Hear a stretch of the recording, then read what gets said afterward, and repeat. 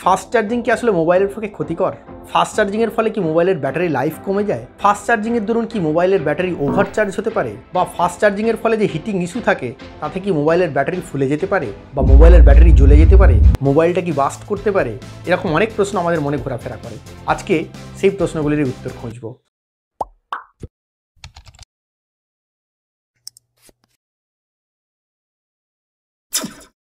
নমস্কার, আমি সুরজিৎ, দি cyber zone YouTube চ্যানেলে আপনাদের সকলকে আবারও স্বাগতম। ভিডিও শুরু করার আগে সকলকে মনে করিয়ে দিই, যারা চ্যানেলটা এখনো সাবস্ক্রাইব করেননি তারা চ্যানেলটা সাবস্ক্রাইব করে আমাদেরকে একটু সাপোর্ট করবেন। ভিডিও ভালো লাগলে লাইক করবেন, আর ভিডিও দেখে আপনাদের কি মনে হলো সেটা কমেন্টে জানাতে ভুলবেন। ফাস্ট চার্জিং নিয়ে আমাদের মনে এত প্রশ্ন থাকলেও ফাস্ট চার্জিংই কিন্তু এই মুহূর্তে মার্কেটের ডিম্যান্ড, যে কারণে মোবাইল কোম্পানিগুলো একের পর এক ফাস্ট চার্জিং প্রযুক্তি নিয়ে আসছে। তার কত রকমের নাম, VOOC charging, dash charging, dart charging, hyper charging.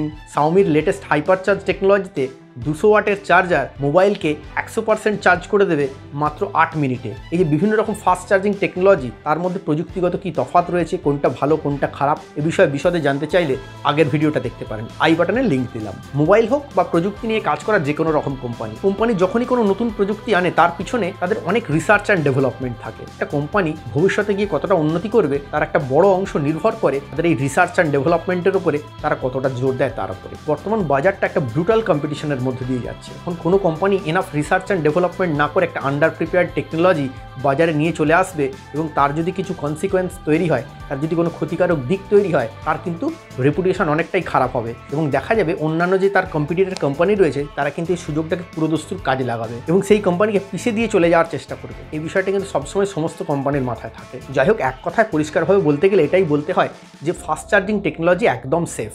আপনার ফোনেতে যদি ফাস্ট চার্জিং টেকনোলজি থাকে আপনি নির্ভয়ে ব্যবহার করতে পারেন। আর ওভার চার্জিংয়ের ভয়, এখন মোবাইলে যে ফাস্ট চার্জিং টেকনোলজি দেওয়া থাকে তার কিন্তু হার্ডওয়্যারের পাশাপাশি একটা সফটওয়্যার সেগমেন্টও থাকে। ফোনের সফটওয়্যার পার্টটা এর চার্জিংটাকে কন্ট্রোল করে। ওভার চার্জিংয়ের কোনো ভয় নেই, এমনকি আপনি ওভারনাইট চার্জারে লাগিয়ে ফেলে রাখলেও কিন্তু ওভার চার্জ হয়ে যাওয়ার কোনো ভয় নেই। আপনি নির্ভয়ে ওভারনাইট চার্জ দিতে পারেন। বিভিন্ন মোবাইল ব্র্যান্ড আবার তাদের সফটওয়্যারে এমন ফিচার দিয়ে দিয়েছে যে তারা বিশেষ বিশেষ পরিস্থিতিতে মোবাইলের চার্জকে বন্ধ করে দেবে এবং পরিস্থিতি বুঝে আবার চার্জটাকে চালু করবে। অর্থাৎ ফাস্ট চার্জিং ইস্যুতে ওভার চার্জিং নিয়ে ভয় পেয়ে যাওয়ার কোনো কারণ নেই। বেশিরভাগ মোবাইল কোম্পানিগুলি তাদের ফাস্ট চার্জিংয়ের ক্ষেত্রে একটা বিশেষ ধরনের সফটওয়্যার পার্ট রেখে দিয়েছে, যেটাকে বলা যায় 2 ফেজ চার্জিং।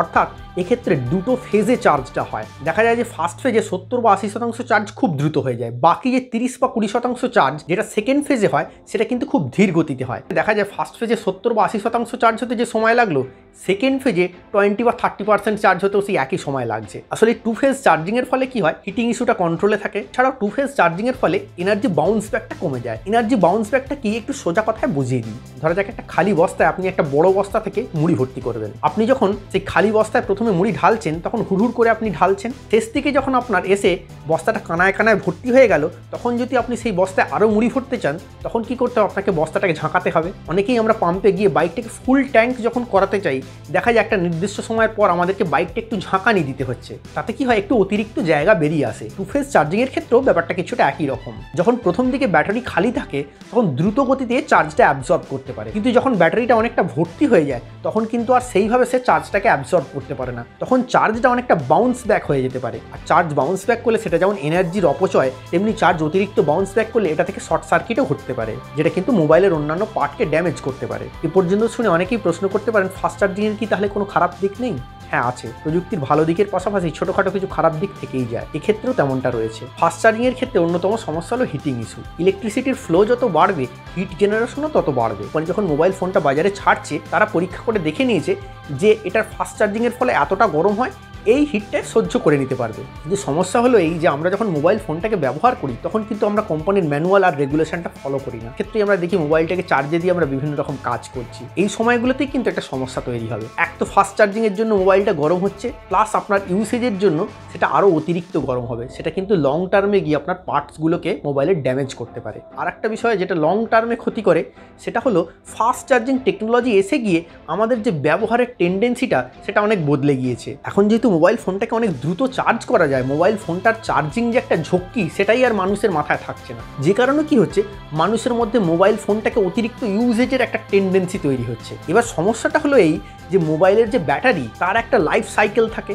সেটাকে 500, 600 কি 1000 বার চার্জ করা যাবে। এখন এই ফাস্ট চার্জিংয়ের সুবিধা পেয়ে গিয়ে কি হচ্ছে, আমরা মোবাইল ফোনটাকে অতিরিক্ত ব্যবহার করে ফেলছি এবং তার চার্জিং সাইকেলটাকে কিন্তু দ্রুত শেষ করে ফেলছি, যার ফলে যেটা হচ্ছে মোবাইলের ব্যাটারি লাইফটা কিন্তু অনেক কমে যাচ্ছে। অনেক মোবাইলেতেই এখন আমরা দেখতে পাই ফাস্ট চার্জিংটাকে এনেবেল ডিসেবল করা যায়। আপনি চাইলে ক্ষেত্র বিশেষে সেটাকে ডিসেবল করে রাখতে পারেন। দ্বিতীয়ত, অযথা মোবাইলের ব্যবহারটাকে কমাতে হবে। আমার মোবাইলে একটা পাওয়ারফুল ব্যাটারি রয়েছে আর ফাস্ট চার্জিং রয়েছে, মানে আমি যত খুশি মোবাইলটাকে ব্যবহার করব, তাহলে কিন্তু মোবাইলে যে ব্যাটারির লাইফ সাইকেল সেটা কিন্তু কমে যাবে, ব্যাটারিটা অল্প দিনেই খারাপ হয়ে যাবে। এই ব্যাপারগুলো মাথায় রাখলেই চলবে। তাহলে আজকের সংক্ষিপ্ত ভিডিও এ পর্যন্তই। ভিডিও দেখে কেমন লাগলো কমেন্টের মাধ্যমে জানাতে ভুলবেন না। ভালো লাগলে অবশ্যই লাইক করবেন, আর চ্যানেলটা যারা এখনও সাবস্ক্রাইব করেননি অবশ্যই সাবস্ক্রাইব করবেন। তাহলে আজকে বিদায়, দেখা হচ্ছে পরের ভিডিওতে।